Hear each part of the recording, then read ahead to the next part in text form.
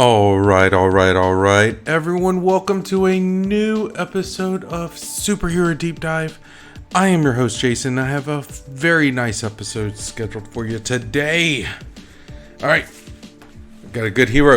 But before I get into him, let me give my normal disclaimers. As always, the information is pulled from different sources across the internet and may or may not be completely complete, but they do give a really good insight on the current superhero.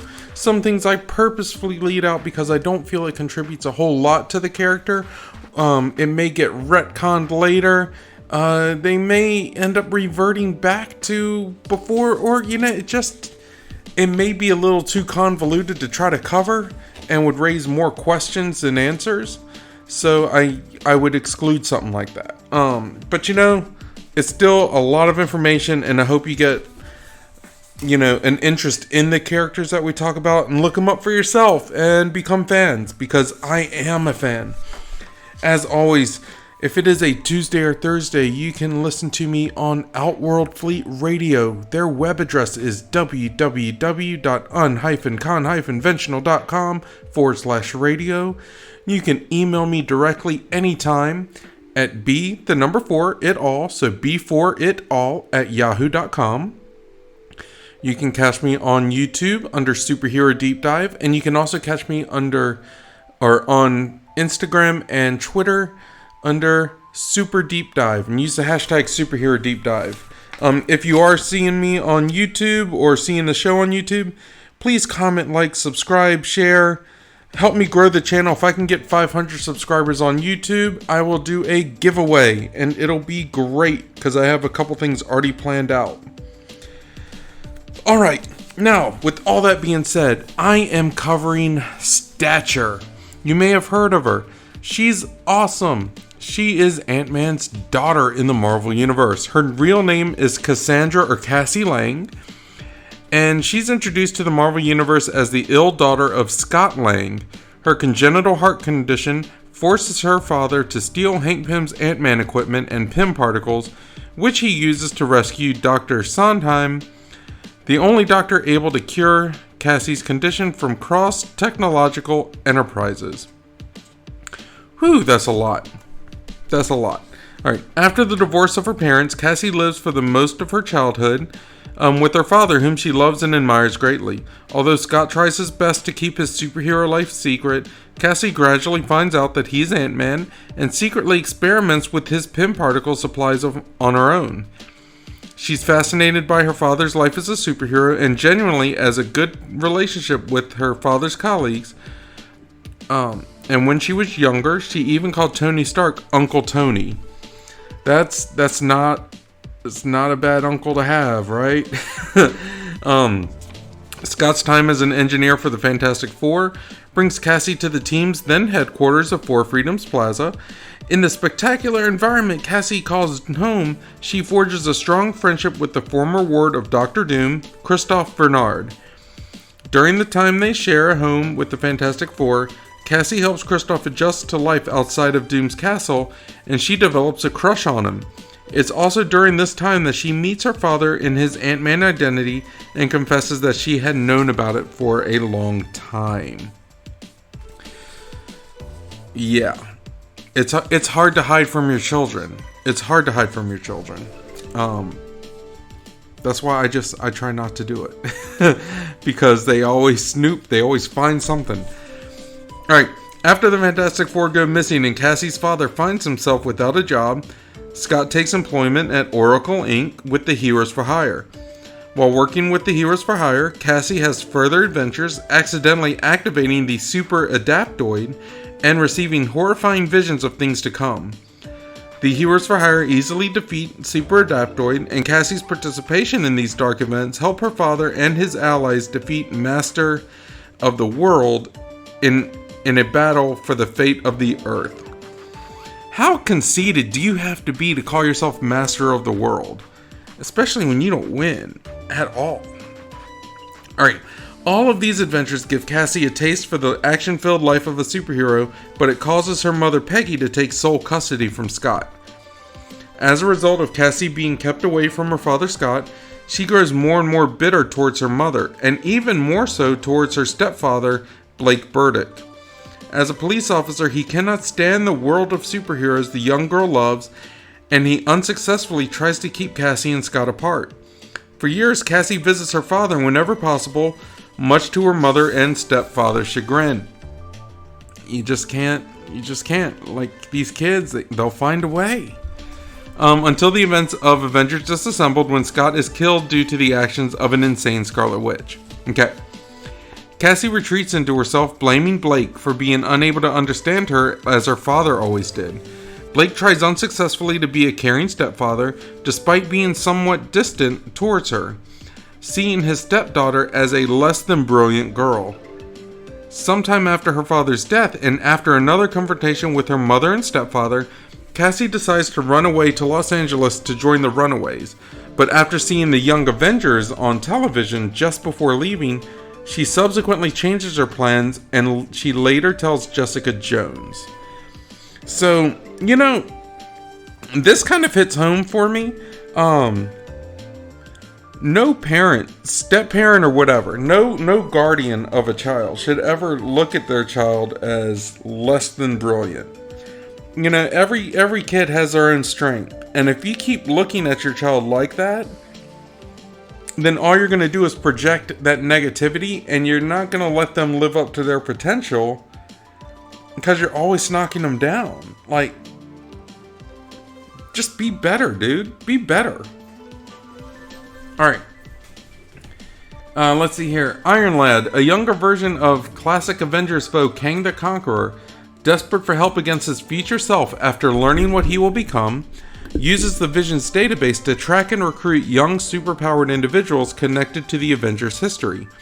However, Cassie Lang is not one of the individuals on the list. Wishing to join the Young Avengers, she and Kate Bishop meet the young heroes at the Avengers Mansion, and when they refuse to let them join or let her take her father's gear, she angrily rebukes him, only to discover, much to her own shock, that by doing so she had increased her size. She later confesses that she had repeatedly stolen Pym particles from her father for years, but until then it seemed like they never had any effect on her. Cassie later displays the ability to also shrink. So, I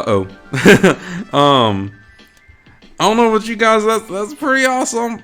Just saying, that's pretty awesome. Yeah, it's there could be worse things, right? I mean, I don't know how else to explain it. There could be worse things going on in someone's life. But let's see. Iron Lad assures her that if Vision had known she had developed powers, she would have been part of his plans for the Young Avengers. Well, duh. I mean, that's just, of course you would, right? I mean, who wouldn't do that? Anyways. Alright. He accepts her as a teammate, and she then takes part in a battle against Kang, which ends in the villain's defeat. However, as the altered timeline causes several of them to disappear, Iron Lad realizes that he must return to his own time and accept the fact he will become Kang, and much to Cassie's sorrow, as she had fallen in love with him. She loves everyone. She's just a lovey girl. Alright. While Captain America and Iron Man order the team to disband, both Cassie and Kate refuse and convince the others to keep the team active. After initially considering Ant-Girl or Giant Girl, she ultimately adopts the code name Stature, along with a new costume based on her father's. Despite this, she feels guilty when overhearing her mother and stepfather discussing the possibility of her being a member of the team, also showing that rage or guilt make her respectively grow or shrink, metaphorically reflecting on her being a shrinking violet about her family issues. After deciding to continue her life as a superhero, Cassie overhears her stepfather talking to her mother. They suspect that she is secretly Stature, but refuse to believe it. So, yeah, that's still a lot. Like, there's a lot happening here that I don't know about you guys, but there's just a whole lot. There's a whole lot of mess. What do you think? what do you think of this? Like, this just sounds like a whole lot of family drama. All right. Let's see here. Let's go on. Let's see. Later, Jessica Jones talks to Cassie's mother and confirms Cassie's dual identity. Cassie's mother is overwhelmed by this news and begs Jessica not to tell her husband about this due to his hatred of superheroes. She also worries that although Cassie was cured of her heart condition, her heart might not be able to handle the strain of continuous size changing, which, in all fairness, is a valid concern. When Jessica Jones asks Cassie if there isn't even a small part of her wishing for a normal life, Cassie replies, "Miss Jones, my dad was Ant-Man. I never had a normal life." So I guess that means she's all in, right? I mean, that's what I would expect. All right. In the Civil War Limited series, Cassie, along with her fellow Young Avengers, joined Captain America's resistance to the Superhero Registration Act. She and the rest of the team stay at a safe house while Nick Fury arranges new secret identities for them. During this time, she participates in a rescue effort, which turns out to be a trap laid by Iron Man. And during the subsequent battle, Goliath is killed by a clone of Thor and her teammate Wiccan is captured. Afterwards, Cassie opts to leave Captain America's side and to register, citing her reasons as wishing to fight villains rather than cops and other heroes. You know, I can't really argue that, right? It sucks to suck, but it makes sense. Alright, when Wiccan's uncontrolled magical energy nearly kills several members of the Sons of the Serpent, the Avengers begin to fear that he might become another Scarlet Witch. They explain to the Young Avengers how the Scarlet Witch went mad after the loss of her twin boys, resulting in the death of the original Vision and Scott Lang, and rendering nearly all the world's mutants powerless. Can you imagine hearing that? Like, by the way, your mom, blah, blah, blah, blah, blah. Like, that's insane. That's such a heavy toll to put on someone. I can't even wrap my head all the way around it. Like, it just doesn't make sense.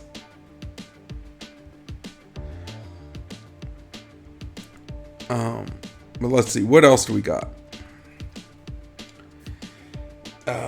Okay, when Wiccan feels unsure about what to do, Cassie suggests that they try to find the Scarlet Witch, believing that if they can show her that her children are alive, she may be able to reverse everything she has done, including her father's death. So, like, I think this is important, because we show that she has such, a hero worship or an idol worship over her father, which is understandable, you know, that she is willing to look for someone that was told they pretty much, you know, destroyed the earth.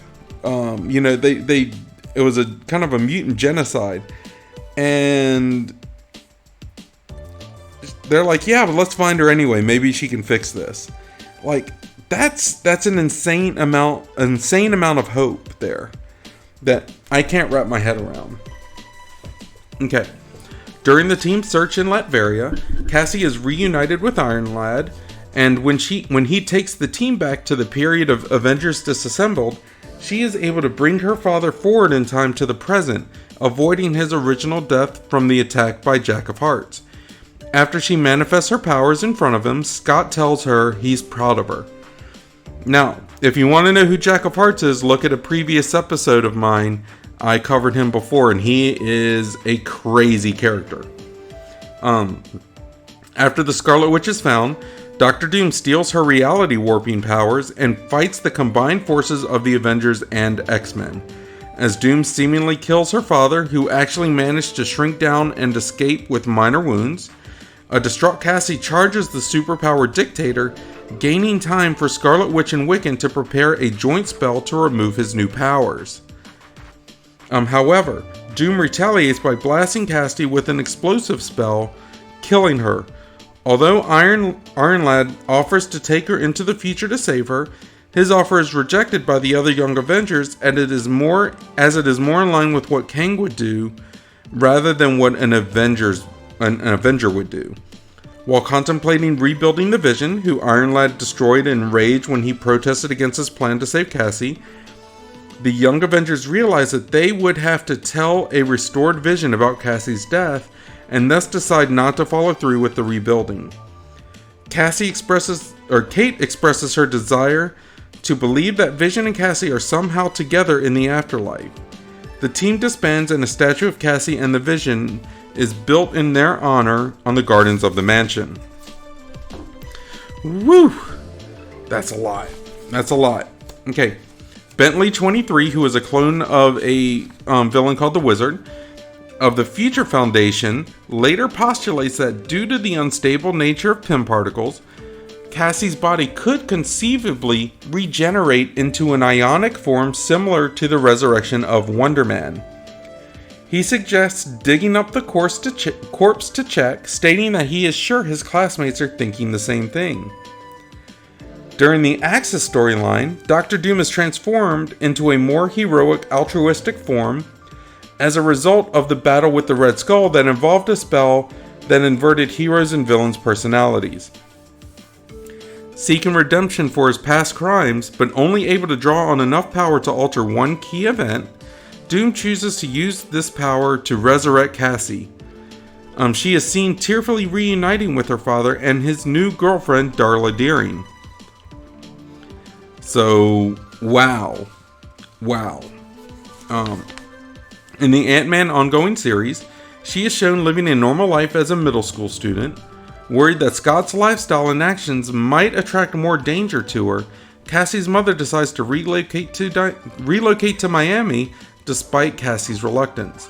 Scott nonetheless decides to relocate there as well to stay near his daughter. She is later kidnapped by Crossfire on behalf of the Augustine Cross of Cross Technological Enterprises. Cross believes that Cassie's Pym particle irradiated heart can sustain Darren Cross's sickly body. Scott didn't arrive in time to prevent the transplant of Cassie's heart, which caused the revived Darren Cross to shrink uncontrollably, and so Dr. Sondheim was forced to transplant another one in Cassie's body. That's crazy. With Scott slowing down her immune system enough to make sure it is not rejected. This is insane. This has gone down a rabbit hole real quickly. Alright. Let's see here. While Cassie survived, not knowing herself what had happened to her, Scott was so shaken up by that experience that he decided to leave her, reasoning that he cannot risk to put her in harm's way again, that she deserves a normal and happy life he cannot provide. The now depowered Cassie struggles with her everyday activities while feeling frustrated by her current status, of feeling resentful over Scott's seeming disappearance. She's later shocked and outraged to find out that he was secretly following her around, watching over her. I guess he could just be hiding in the leaves, right? It's what he does. One day she is reunited with Kate, who is the female Hawkeye, Kate Bishop, who has found out about her resurrection despite her lack of powers. She follows her friend to a secret Empire hideout but almost gets killed, which further fuels her frustration. Despite Kate's assurances that she is still special in her own way, however, Cassie ultimately decides to turn to the new power broker to regain her powers. Although he realizes that she has no intention of actually becoming a supervillain, he tells her about Darren Cross having stolen her heart and that her father hid it from her. Power Broker offers her a deal, which always goes well, in which he will grant her wish if she infiltrates Cross's base to shut him down. Cassie accepts and adopts the new codename Stinger. When Scott learns about her disappearance, he rushes to help her, but ends up captured in her place. However, Cassie manages to get his crew to help him escape, and in the end though, because of Darla's show, they end up discovered by the police, and to protect his daughter, Scott takes the blame for the crime and claims he kidnapped and forced her to help him. Cassie captures the Power Broker shortly after her father's arrest. When Cassie finally confesses to her mother what she did, Peggy takes her to the trial where Darren Cross in the yellow jacket suit and his henchmen, Crossfire and Egghead, burst into the courtroom to get revenge on Scott. Cassie rushes to help her father, and the two make amends during the fight, which ends with Cassie defeating Cross. Cassie's mother is called as the final prosecution witness, but surprisingly, she declares that Scott was innocent, as he always looked after Cassie and has always been her hero, admitting he took the blame for what she did. This allowed Scott to be acquitted, and afterwards Cassie finally receives her mother's blessing as a superhero and joins her father as a new crime-fighting duo. Aww. That's all we can say with that is aww. Alright. So that's her history. Like, what a crazy history. She went through 2 heart transplants? Like, are you kidding me? I'm sorry, if you guys hear the dogs barking, they must have seen someone. It could have been someone walking down the road. Who knows? It doesn't matter. It could have been a car. It could have been anything. It could have been a fly in the window, and now they're freaking out. Because that's what happens. Alright, but let's get into the powers. Now, Cassie Lang has the ability to increase and decrease her size. She can become roughly 40 feet tall, or 12 meters, and she can shrink to the size of an ant. Her abilities seem to be fueled by her emotions. She grows when she gets angry and shrinks when she feels guilty. Cassie seems to become more powerful since first demonstrating her powers, as she has seen in recent issues surpassed her previous growth limit. At first, she struggled to shrink to 6 inches and grow to 10 to 15 feet. She has since been growing larger than the Skrull Yellow Jacket, who could grow to at least 100 feet tall, which is about 30 meters. It is established that she and Hank Pym share an upper limit of somewhere around 250 feet, or 76 meters in height, and that if she keeps her bigger dimensions for too long, Cassie will suffer from strains that will eventually force her to shrink back down. Now, as Stinger, she has a helmet similar to that of Ant-Man, which allows her to communicate with and control over 5,000 species of ants and insects. She also sports a suit with biosynthetic wings that allow her to fly, and that can fire bioelectric blasts from her wrist. Which is pretty cool. I mean, it's kind of like the Wasp at that point, right? And fun facts. Cassie Lang appears in the Avengers Earth Mightiest Heroes cartoon series in the episode To Steal an Ant-Man. She has been captured by Crossfire so that Scott Lang could pay back money that he owes. With help from Hank Pym and the Heroes for Hire, Ant-Man rescued Cassie from Crossfire's henchmen. She also appears in the first episode of Ant-Man shorts back in 2017. She's been in all the Ant-Man movies and the Avengers Endgame movie. So I'm just throwing that out. But as Scott Lang's daughter without powers. Okay. Let's see here. The character appears as a playable character in LEGO's Marvel Avengers as both Stature and the Ant-Man version of Cassie Lang. Stinger also appears as a premium playable character in Marvel's Avengers Academy as part of the Young Avengers event. Cassie Lang is also referenced in the MC Chris song, Nerd Girl. Wanna conquer her like Kang when you kiss like Cassie Lang. Wow, I might have to look that up. Let's do a field trip real quick. Field trip time, guys. I am going to YouTube. Let's see, I'm going to open a new tab and go to YouTube.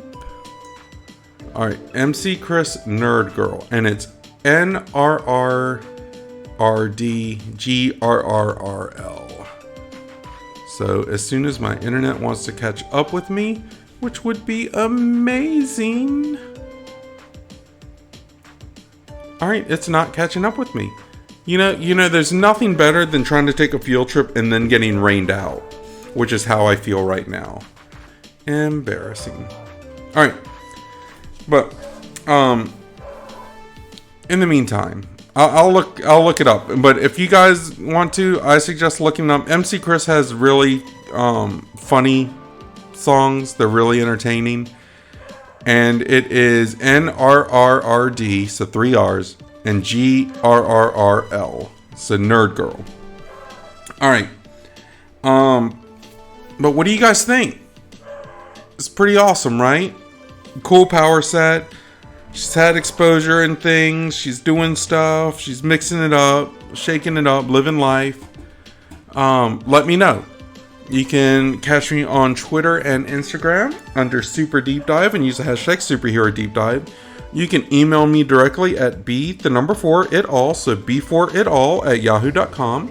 And you can also catch me on YouTube under Superhero Deep Dive.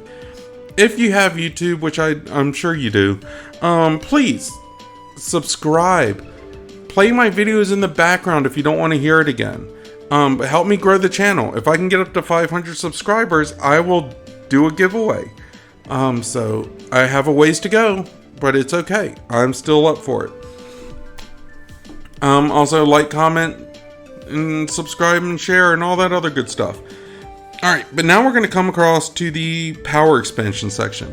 This is the part where I go and look at the character, see if there's anything we can do to kind of beef them up. Would they be good in a movie? Would they be good in an animated series, an animated movie, a TV show, like on Amazon or Disney Plus or whatever? What do they need a new comic series? You know, what would the storyline be? If I'm casting them, who would I cast? All that good stuff. You know, it just goes around.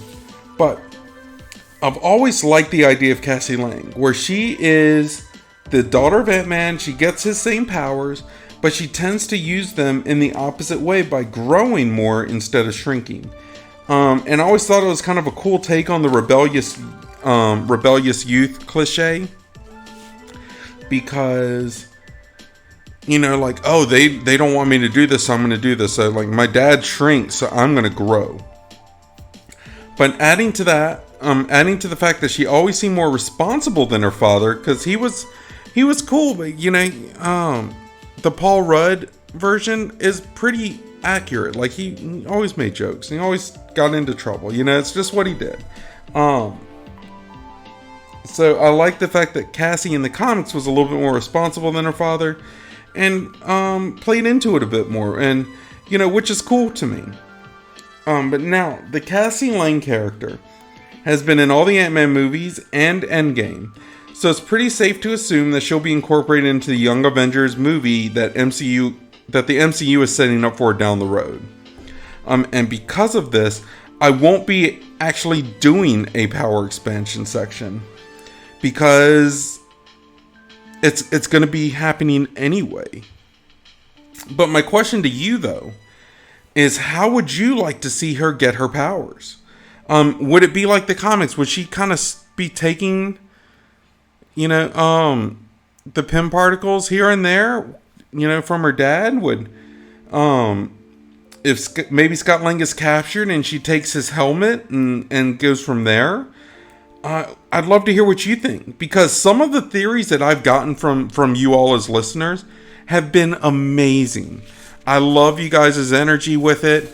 I've had some emailed to me. I get comments on it. Like one of my previous videos just recently, the magic video, I had a great comment. This guy laid out every bit of the story. It was awesome.